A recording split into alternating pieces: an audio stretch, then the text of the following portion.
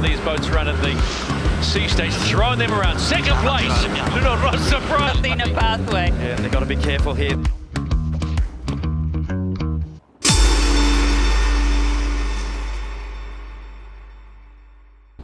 In the lead up to the Unicredit Youth Americas Cup, there was plenty of chatter about how readily a group of young sailors would take to flying the AC-40s.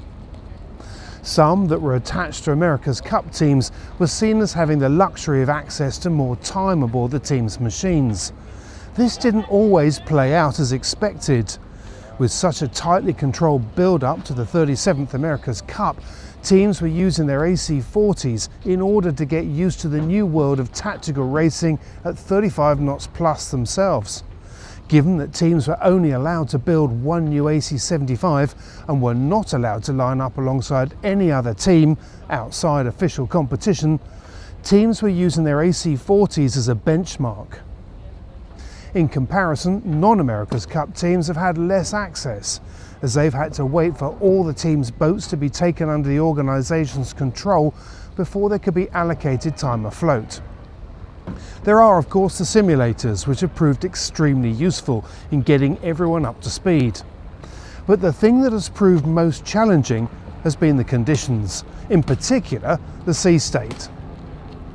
Whether it's in 10 knots or 20 knots, jibing one of these in a 1 metre sea state has proved very entertaining. It's also demonstrated just how robust these boats are.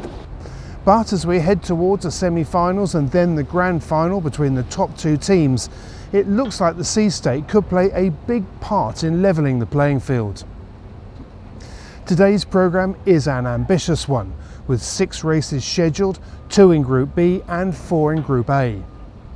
The goal is to get the top 3 from each group in a semi-final, from which the top 2 teams will take part in the grand final, that will be held between the first 2 races of the Louis Vuitton Challengers Selection Final. This is planned for Thursday. Got it?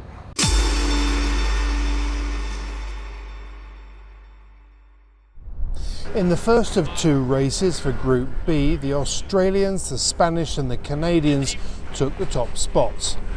With a flatter sea state, it was clear to see that today was more about tactics than survival. As a result, the racing was also much closer, which meant that when it came to the final race of Group B, there was still plenty to play for. Nice work, boys. Nice good work, everyone.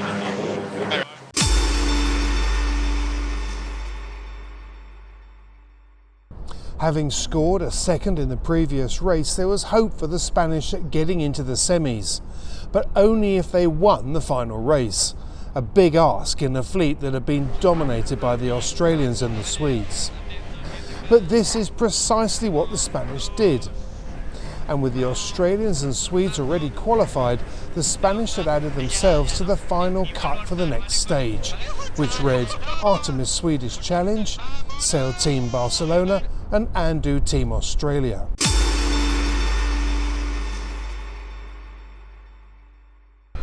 Next up was the battle in Group A. After an impressive start by the entire fleet, it was the French and the Italians that led the way at the first windward gate. This was particularly good for the French Orient Express L'Oréal team, who'd been plagued by technical issues and had had very little time on the racecourse. By the finish in the fast-paced race, it was Italy, America and France that took the top 3 places.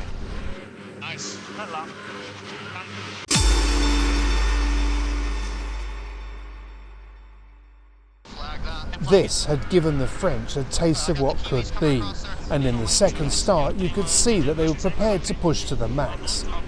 But maybe too much, as they were deemed to be OCS at the start. Throughout the race, the Italians delivered yet another solid performance, demonstrating why they've long been the favourites. Meanwhile, the points had really closed up in the mid-ranks. Ad had the racing. By the finish, it was Italy, New Zealand and the Americans.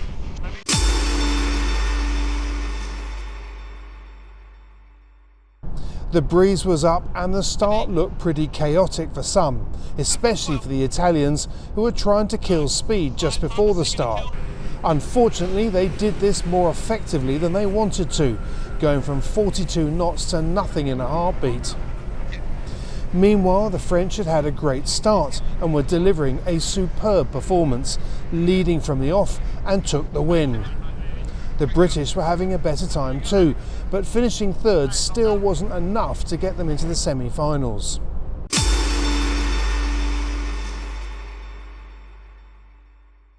This was it, the last chance saloon for the coveted third place. It didn't matter for the Italians, but the final race was important for plenty of others.